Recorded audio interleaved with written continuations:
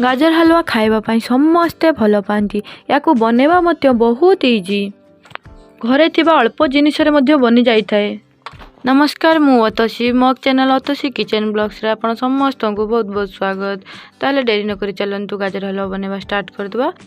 मुझे 1 किलो गाजर नहीं ताकू भलसे धोईकी परिष्कार करिकी मध्य नहीं। एबे तार ऊपर चोपा गुड़ी को भलसे सफा करि नबा। देखंतु मुझे सबु जाक चोपा ताकू काढ़ी नहीं। एबे गुटे ग्रेटर नबा। ग्रेटर साइज बड़ साइड रे नुह, छोट साइज रे माने ताकू छोट पटरे भलसे एमती ग्रेट करि नबा। देखो ये केते गाजर पूरा पतला पतला होती। एमती पतला पतला गाजर कले ताकू बहुत जल्दी सीझी जाए थाए आउ खाइबा पई मध्य बहुत भल लगी थाए। किंतु बड़ साइड रे जदी करछनी ना बड़ बड़ हो जिवो आउ खाइबा पई एते भल लागिवनी, बहुत जल्दी भी सीझीबनी। देखंतु एठी मु सबु जाक गाजर को ग्रेट करि नैछि। एबे नौछि गुटे करेई रे दे दूछि 2 चमच घी आउ सेथिरे काजू को भल से गोल्डन ब्राउन हला कलर हला पर्यंत ताकू भल से भाजी नबा।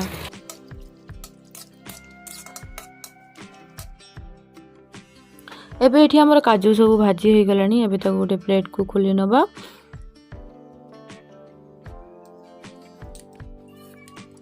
एबे सेथिरे आउ 4 चमच घी पकई नबा आउ ग्रेट करिकी रखिथिबा गाजर को सेथिरे देई भलो भाबरे ताकू भाजी नबा।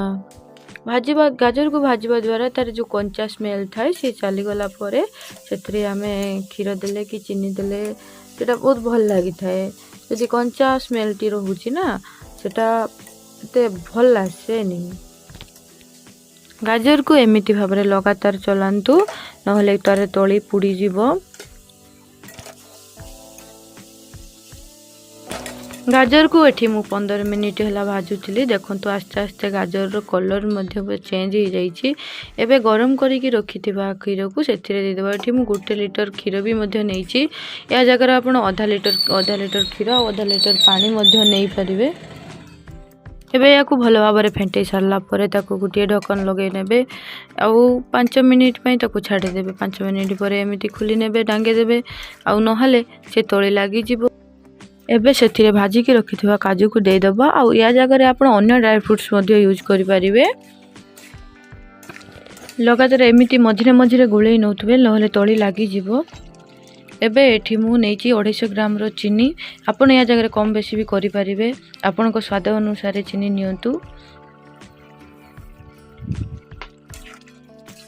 एबे चीनी को भल से फेंटेई नबा आउ गाजर रे जो क्षीर देइतले से क्षीर सुखिबा पर्यंत ताकू एमिति लगातार भाबे गुळेई चलंतु।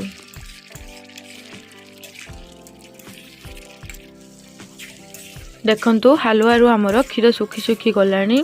जदि मोर वीडियोटी आपण मानको पसंद आछिथिबो त लाइक करिवे, कमेंट करिवे एवं सब्सक्राइब करबा को जमारे भूलिबेनी।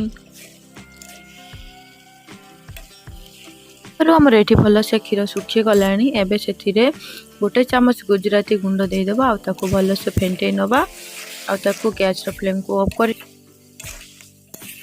देखंतु हलवा हमर एठी केते बढ़िया से हे जाईछि।